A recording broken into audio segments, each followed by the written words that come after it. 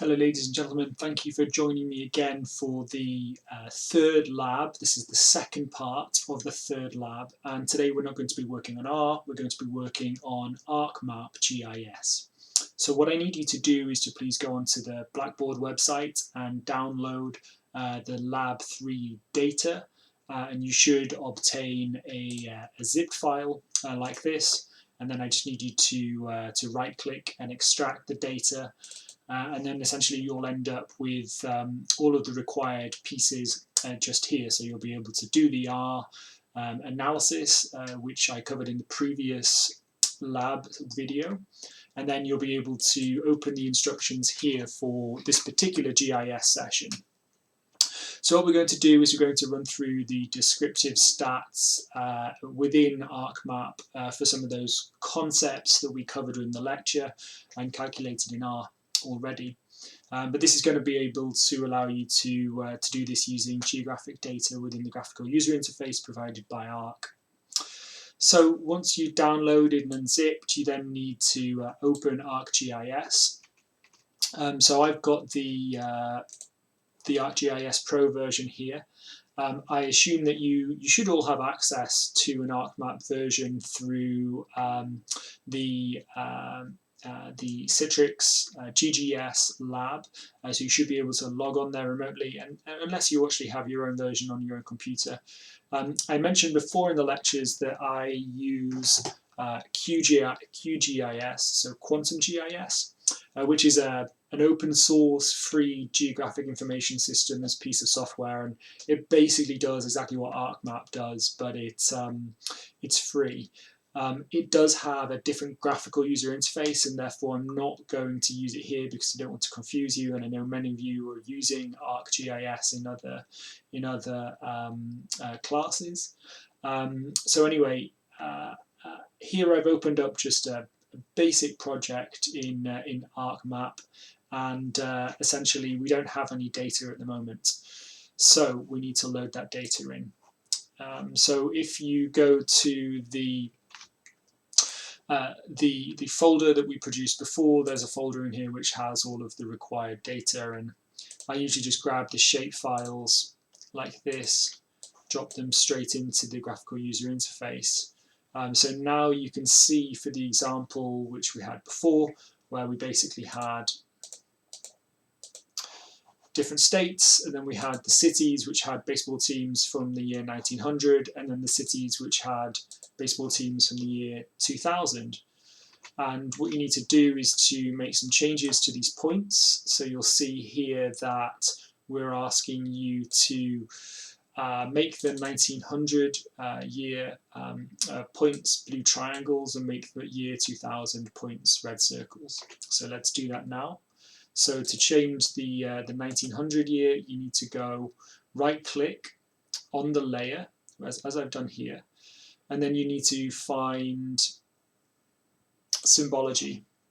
And when you get over to symbology, you'll see the symbol over here, and you can just click it, and then that will bring up whatever desired shape you might be interested in. So let's click triangle. And it also allows us to change the color just by right clicking on symbol there like that.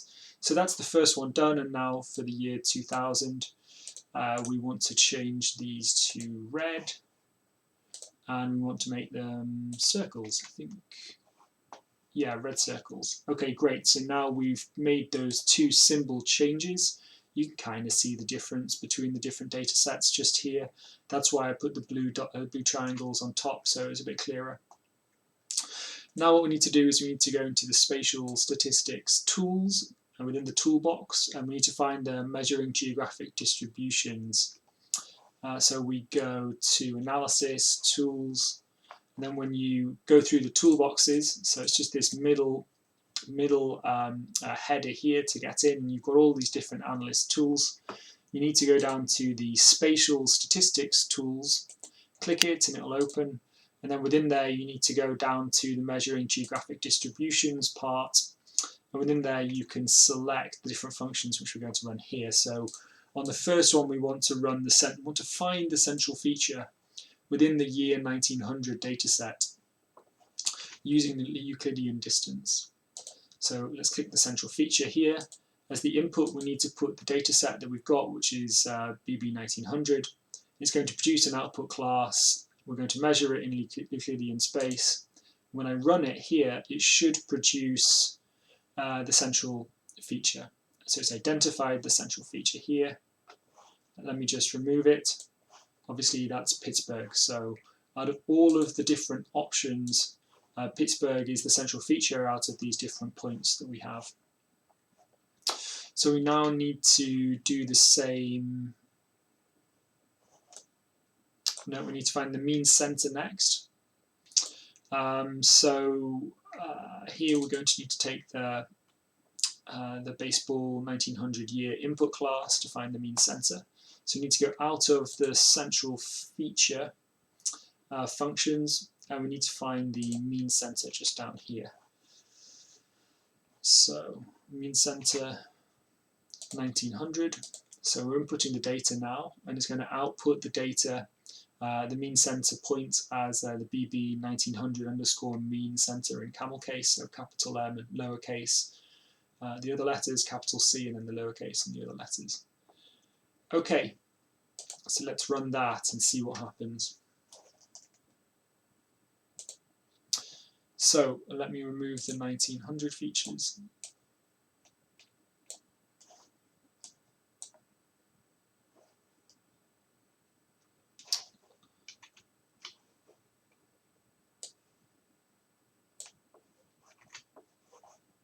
So here we go. This is the mean center for that single data set.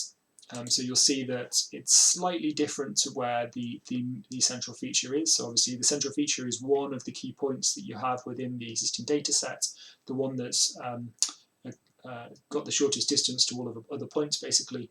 But then the mean center is the geographic central area across all those other points, but it doesn't mean that it's going to overlap or be within any of the features that you've selected. So it's actually out to the east of Pittsburgh here. Okay, so you can just check actually these if you would like. So the results for the mean center for 1900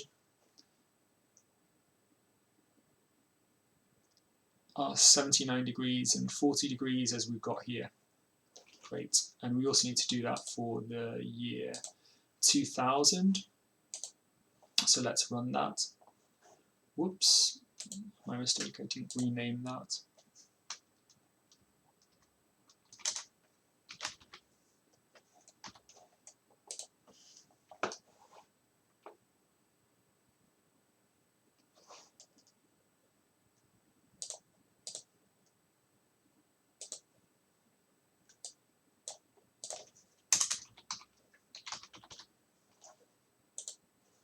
Okay, great. So this will now have produced our two mean center features.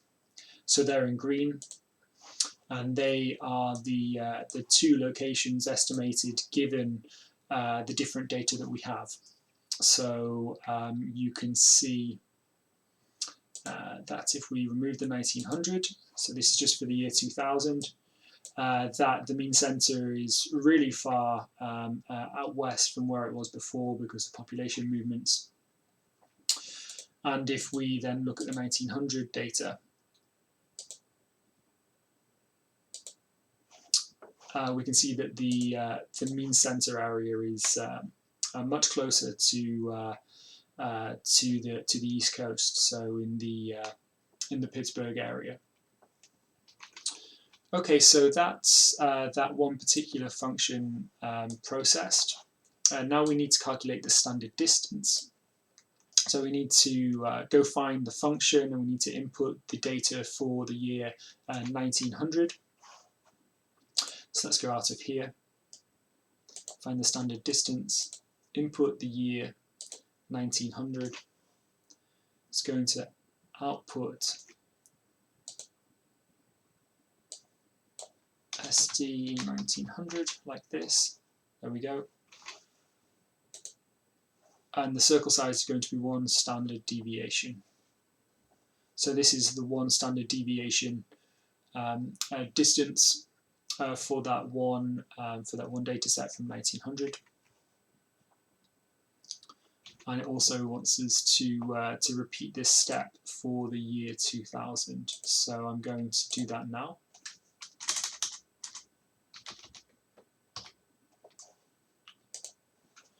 Let's run it. And as you would expect, the standard distance based on one standard deviation has increased really quite dramatically. You know, there's really been a shrinking of geography over that time period because not just of the proliferation of railroads, but also the motor car, aeroplanes, which were developed in the 20th century. So now let's produce the standard deviational ellipse. So we need to go into the directional so we need to go back into the toolbox where we had all of the functions. So we can see just down here, directional distribution. Here we go. And we need to be able to input the 1900 year data first. So let's take the 1900 year data. We want to call the output sdel 1900. There we go. And we also want to specify this time around one standard deviation. So let's see what happens. And there's the elliptical feature that we were after. And we want to repeat for the year 2000, which we should be able to do very simply. So input the year 2000 data, rename the output, and run the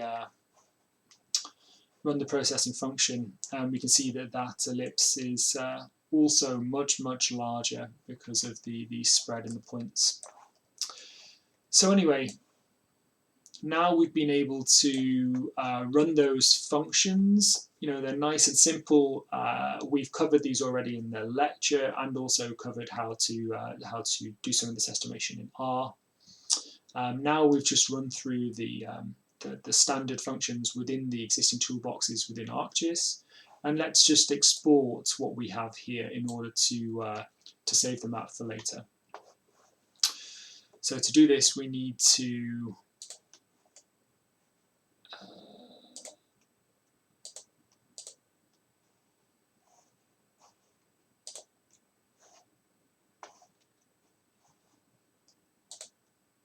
there we go. We need to go to the Export Map button, which is on the Share tab. So if you go along to the top, click on Share, and then go along to the right to find Map Export.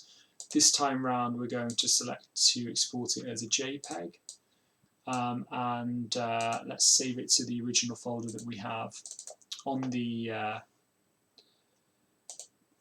desktop, and the quality looks fine. So let's export it, and it's just running over that now. Let's see what we've produced. Fantastic. So there's the map, and obviously it looks a little messy. Doesn't look quite as nice as the maps which I showed you how to generate using R previously, but at least this has the spatial statistical analysis features shown on that. So the central feature, the mean location for the different data points, or the standard distance across the data points. Great, well, thank you very much for tuning in. It was good to have a bit of a blitz with you on ArcMap and produce some different outputs from what we were doing previously on the command line in R. I'll look forward to seeing you all again soon. The assignment's going to be set for this week, so please make sure that's handed in punctually in the following week, and don't hesitate to reach out to me if you have any further questions or queries about this work. Thank you, see you again soon, goodbye.